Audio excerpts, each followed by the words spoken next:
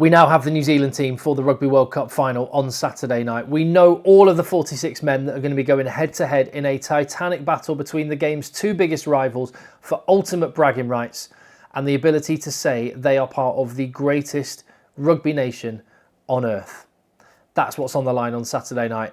These are the men that are hoping to bring that accolade home for New Zealand, and it's a very familiar looking squad. No big surprises here. Unlike the 7-1 split, which again, I had to make a very short video earlier, so I will dig right back into that in just a minute when I've dealt with New Zealand. But while I'm here, my name is Tim. This is Egg Chasers. I'm in Paris. I will be at the World Cup final on Saturday night. I'm so honoured and privileged that I can say that, and I can't wait to bring you loads of content from it. Please then hit subscribe on the channel. Give the video a thumbs up because it really helps spread the word. It's just me. I'm not one of these big corporate entities with marketing budgets and stuff. I need you to help me spread the word. So thank you very much. And leave your comments. What do you make of the sides? For New Zealand, very familiar looking. Now, there was a rumour early in the week that Richie Mwanga may have a little bit of an injury. Pleased to say he is on the starting team sheet. They were going to do everything they could to patch that guy up. So understandably, he is there. I guess, well, other than that, in the back line, it's as you were from the game against Argentina. And in the pack, I guess one question mark was who are going to be the starting lock pair. I mean, we knew the answer to that question, didn't we?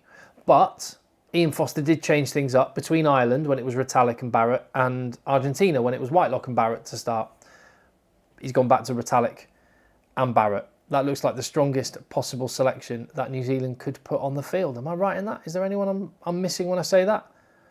They've done very well with injuries, or lack of. You have to say, obviously the ones prior to the World Cup not included. It looks good. Onto the bench, Samisoni Taukei'aho continues, and along with Tamaiti Williams and Nepo Laulala, that looks like big bodies trying to diffuse South Africa's bomb squad. Particularly Nepo Laulala takes over from Fletcher Newell, who was in the squad for both of the knockout games so far, wasn't he? Ireland and Argentina. But they've gone for Laulala. What do you make of that selection? I mean, I don't envy whoever has to go up against Oxenche, the way he's absolutely demolished France and England pretty much on his own the last couple of weeks. Dalton Papali'i, who is on the bench, described the New Zealand bench as easy company. So South Africa have got the bomb squad, and they call their bench Easy Company, which is named after the Band of Brothers, Steven Spielberg TV show. Nice touch, quite like it. Can they match what the Springboks are going to bring? That's the big question. He'll be a bundle of energy off the bench. Again, no Cam Roygaard. Wet conditions. Is Finlay Christie the more conservative option? The better option? Maybe. I'm just glad he stuck with D-Mac and Linnett Brown. It's a 5-3 split. I was wondering whether it would be a 6-2 split and D-Mac might miss out. But I'm pleased. South Africa are going their way. New Zealand aren't being swayed by that. They're doing what they do. And that reminds me very much of Ireland earlier in the tournament. If you remember a game at Paris, South Africa named their team really early, and then there was all the talk, all the focus from journalists, from fans. What should Ireland do in response? What did they do? Nothing. They did what they did. And they got the win on that night. They're not here in the World Cup final. They would love to be, but it worked on that night. And I think it's important for New Zealand that they trust their plan. And as I've been reminded many, many times in the comments, and thank you again for the comments, get stuck in down there. Wet weather, which is forecast for Saturday night and might have inspired the 7-1 split. Wet weather is the natural habitat for New Zealand rugby players. They grow up not just having exceptional core skills, but having exceptional core skills in horrible weather.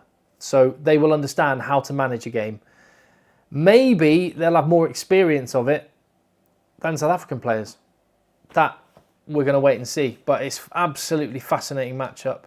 Your thoughts on New Zealand's 23-man squad? Any player you wish was in there? And the players you're delighted are, and how you think it's going to go. 28 years since the last World Cup final between these two teams.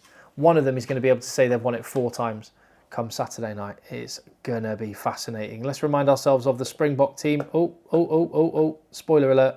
That's my combined team. I'll do that in a minute. Right, the South African team with the 7-1 split. Now, I basically did the video earlier when I was at Kalamata Airport, and I was almost late for my plane doing that video. So it was only short. I had a little bit more time. I had the whole plane journey, basically just doing nothing but thinking about that 7-1 split. Couldn't believe it. I was working it all out in my head, and some comments have helped me out. If something happens to Faf de Klerk at scrum half, Cheslin Colby can slot in at 9 with Willy Leroux into the back 3. If something happens to Andre Pollard, Damien Willemse can play 10. I think Marnie Libbok's the one that might feel hard done by in this scenario. And equally, I think it's just the back line, isn't it? Because Damien Willemse can cover 12, 13, 2. They can kind of make it work. But you just wonder whether like Kane and Moody would have been a better shout than Willy Leroux. But then again, Willy Leroux has got that experience, but it feels like South African fans have just got a slight nervousness surrounding that selection. But I believe if there's an injury, they can cope. It's just amazing though, isn't it? When you just have a think about the South African players that aren't involved in the Matchday 23 for this World Cup final. Kane and Moody, Andre Esterhuizen, Lekanyo Am, Grant Williams, Cobus Reinach. They would walk into most other teams. I'd take them for England like that, don't you worry. My goodness me, it's frightening, isn't it? As for the forwards and that 7-1 split, again, is the risk worth it? I guess here's what I'm kind of thinking about it. You can say to the whole pack, and I'm imagining if I was guessing, I'd think only Pieter-Steph du Toit will stay on the pitch from the starting pack for the 80, perhaps. Unless there's an HIA or some other, whatever the case may be. But let's just assume it's Pieter-Steph du Toit. You can say to the other 7 guys, you're playing 45 minutes, go and blitz it. And the added intensity that they will be able to play at, knowing they're only going to be playing for 45 minutes, could make the New Zealand pack work that bit harder and therefore struggle that little bit more when Oxenche, when Trevor Nyakane, when John Klein, when RG Snyman, when Quagga Smith, when Jasper Wiese all come on. I mean, wow.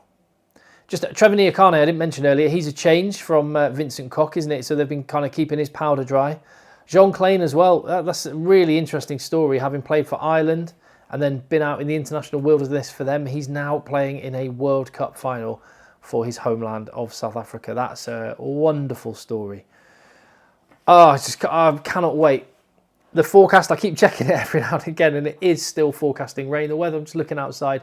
It's overcast, bit dreary, not too cold at the minute, but not perfect running rugby conditions, and World Cup finals always do tighten up that little bit more, don't they? So as for a combined team, this is where you might want to chuck some comments in, because Hansa, I've just got to admit, I found this ridiculously difficult.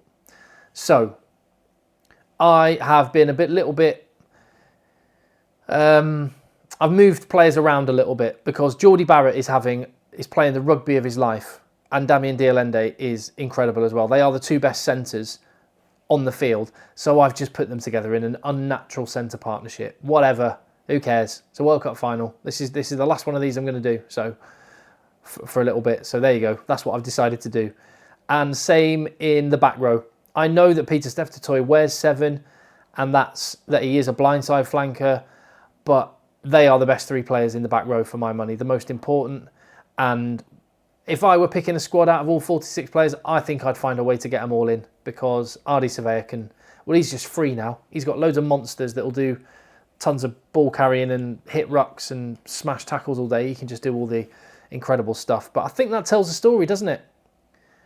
When you look at the bench and you take that into account, by the way, Taukei'aho should be in black, a New Zealander on the bench there. I do like Samisoni Taukei'aho, so I made a mistake there. But I think that tells a story.